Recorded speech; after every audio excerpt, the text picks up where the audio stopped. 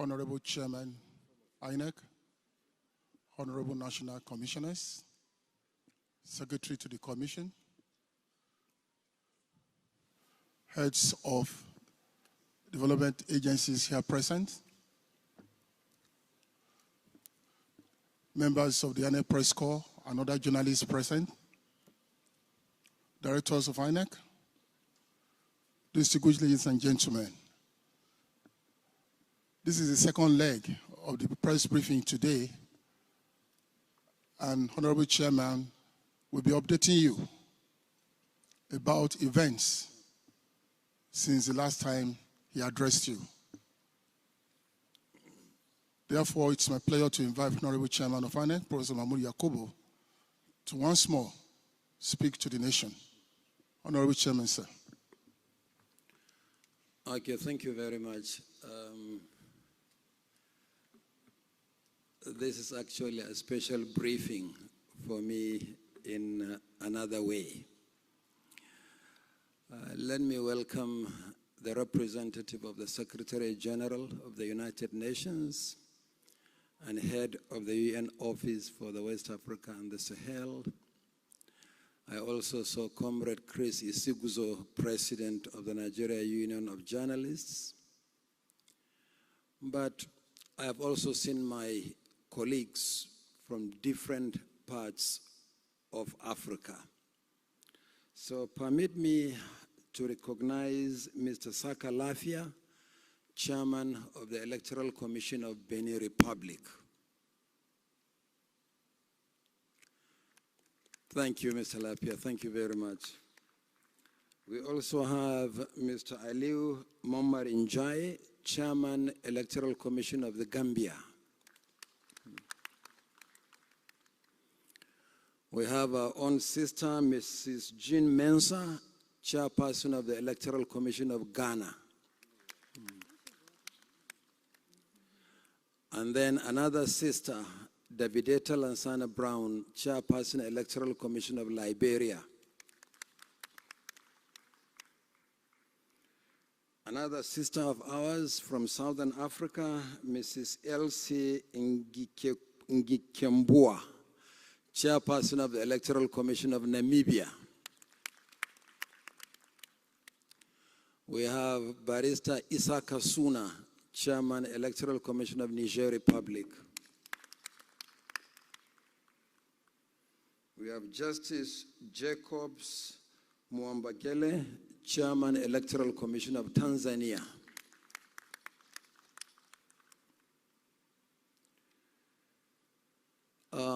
And then my good friend, Mohamed Kone, Chairman, Electoral Commission of Sierra Leone.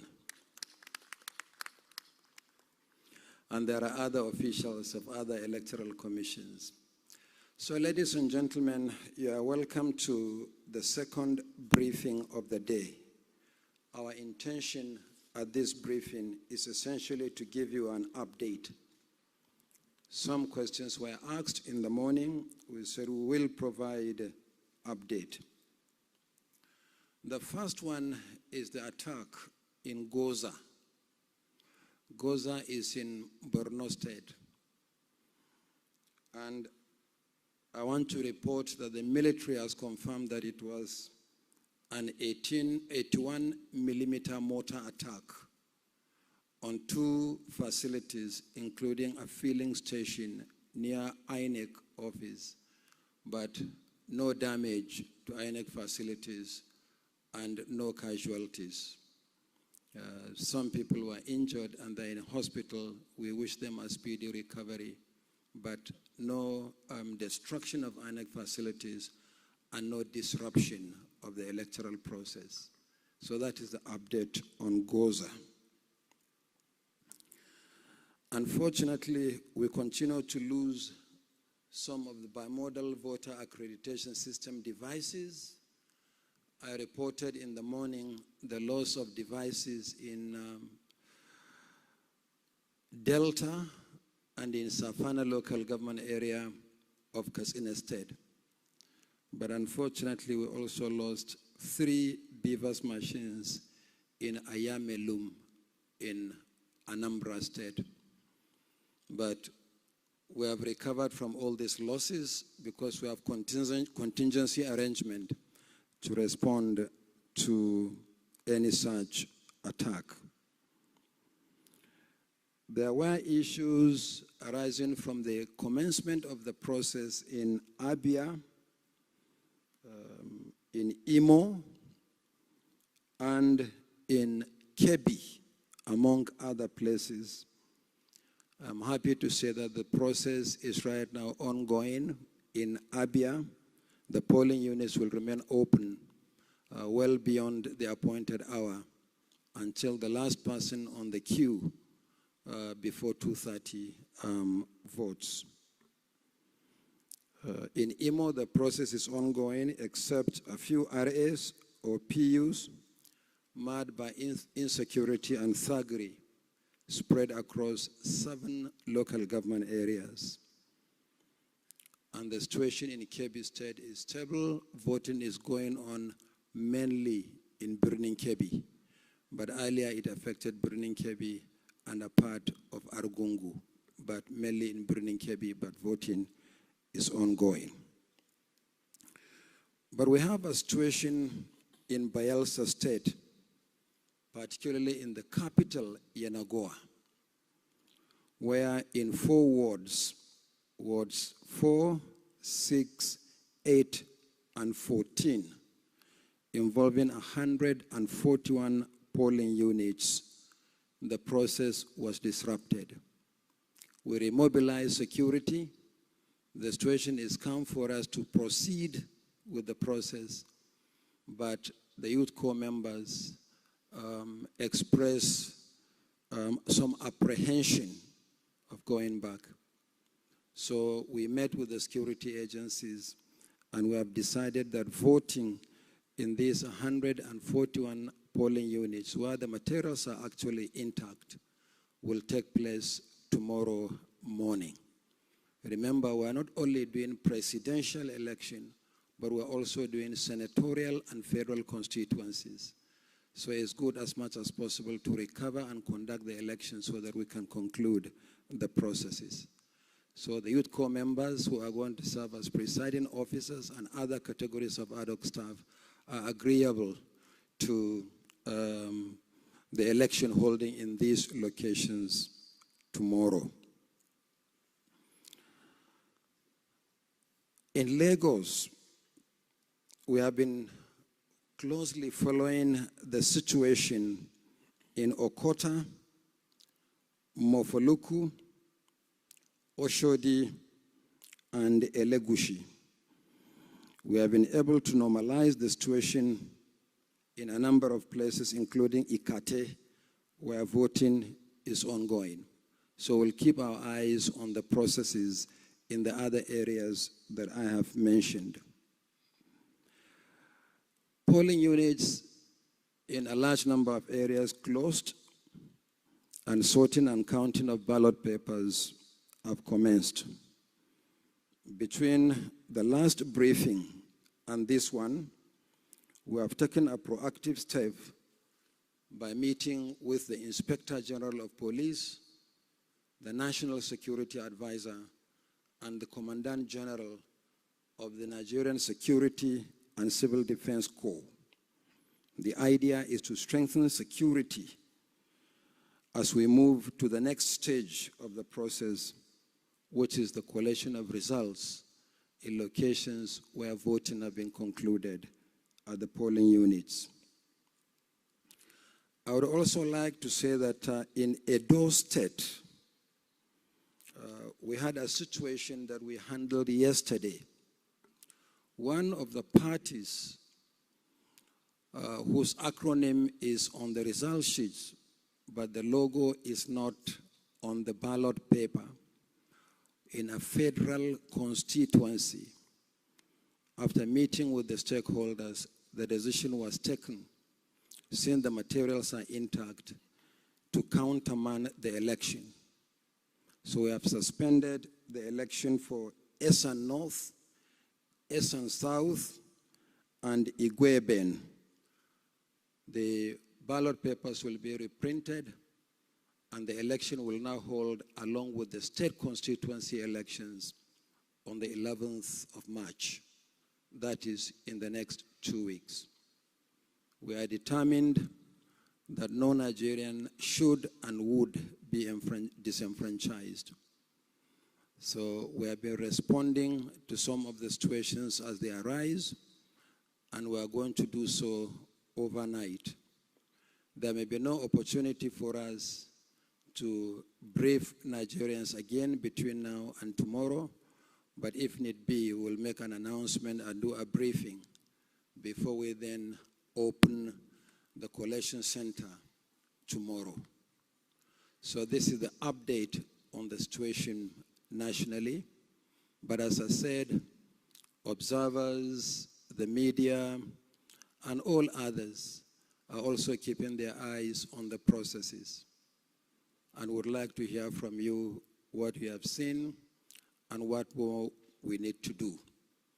In my earlier briefing, I said that the technology actually optimally performed, generally speaking. We're really happy nationwide. This is the first deployment in a major national election, and the technology has given a good account of itself. Yes, we have lost ballot boxes here and there, but it appears that the target of thuggery is now the bimodal voter accreditation system, the BVAS.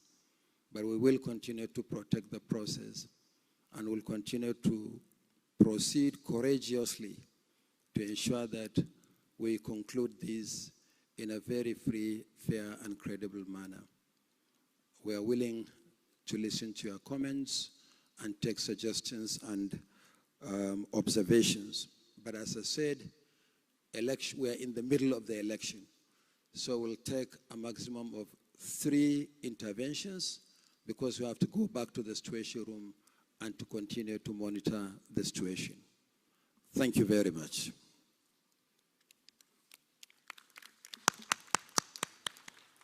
Thank you, Honorable Chairman, INEC. Please, if you want to ask any question, maybe make your observations or make any comment, kindly indicate. The mic will be brought to you.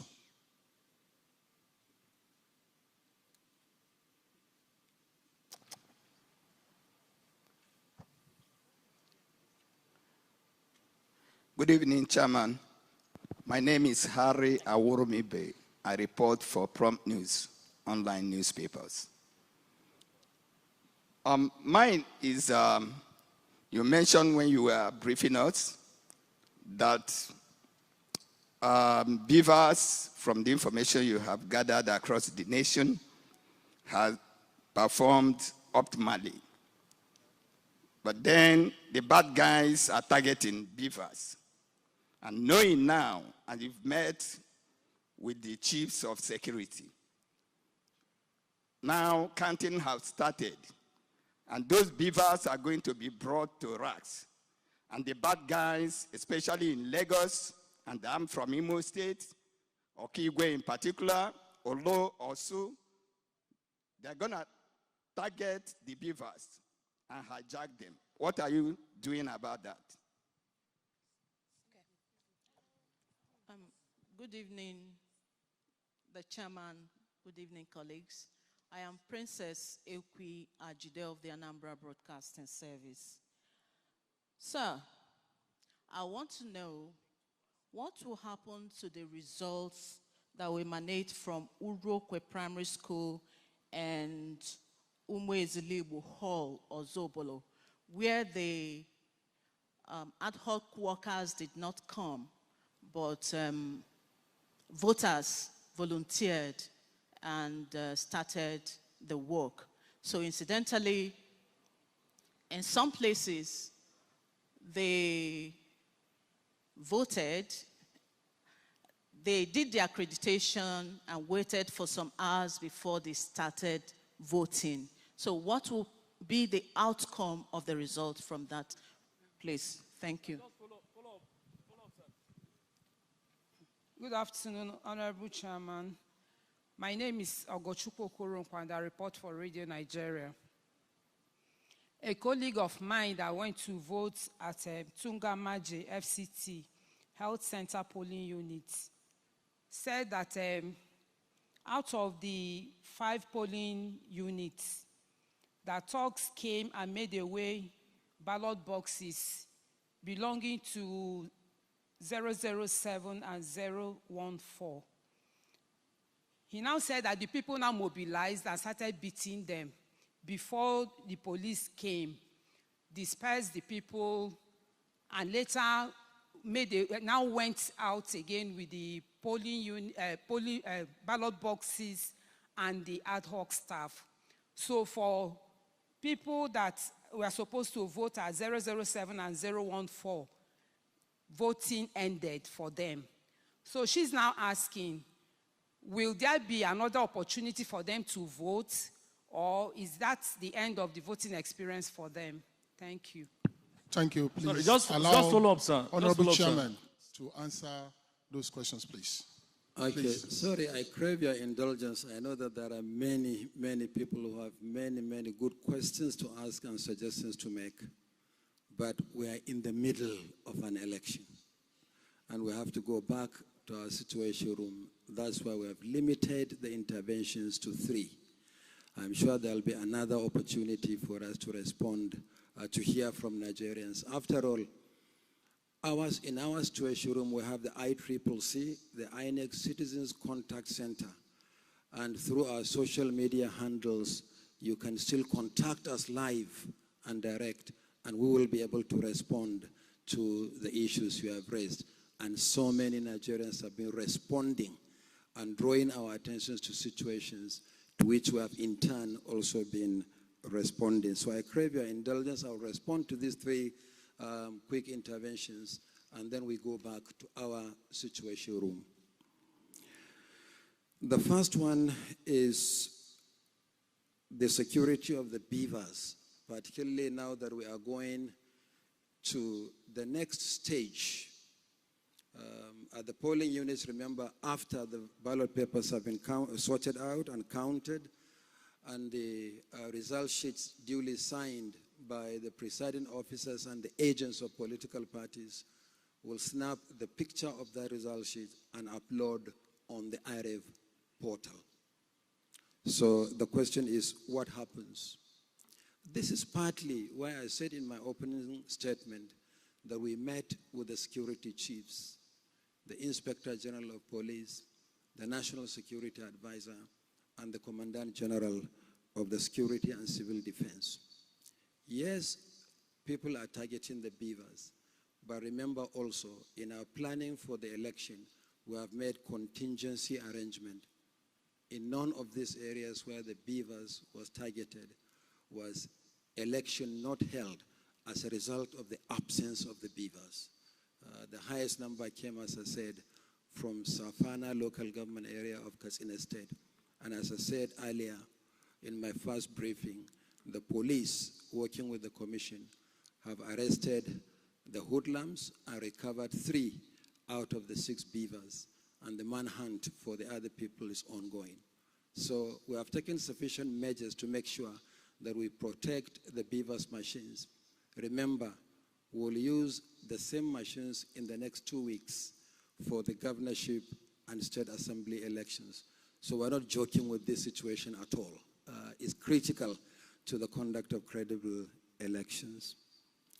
Princess from the Anambra Broadcasting Service, results emanating from a primary school where voters volunteered to conduct the election. I know that the commission appreciates the work of volunteers. That's why we rely on ad hoc staff or temporary staff. But these are staff engaged by the commission, not staff who engage themselves on behalf of the commission as good Samaritans. So I'm not aware of the specific details of this situation you describe in Anambra, but as soon as we go back to the situation room, I will place a call to our resident electoral commissioner in Anambra State. So we'll find a way of dealing with this situation. Finally, the issue of Tungamaji, raised by our sister from Radio Nigeria, that thugs made away with some of the election materials before voting could be concluded. So are we now going to resume voting in these locations again? So what we'll do immediately after this meeting is to call our resident electoral commissioner for the Federal Capital Territory and find out exactly what the situation is. Surely, if there are still voters on the queue at Tungamaji, what I have described earlier will apply to that location as well.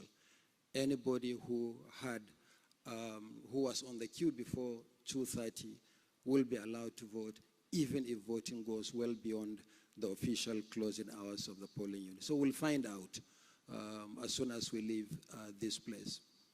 So once again, I thank you and I thank Nigerians for their understanding and patience.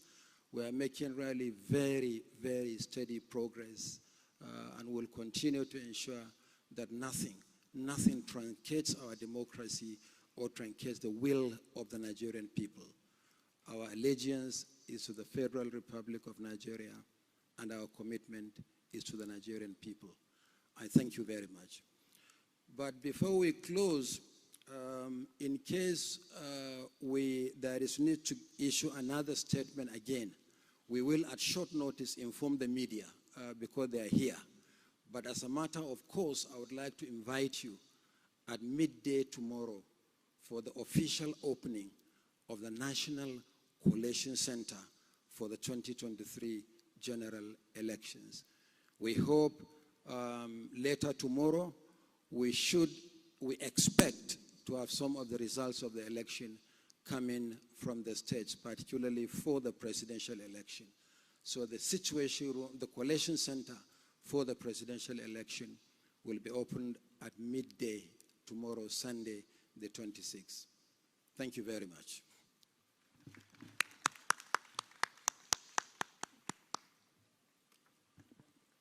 Thank you. On behalf of INEC, we thank all of you for coming, especially the heads of electoral commissions of sister Africa countries. Thank you.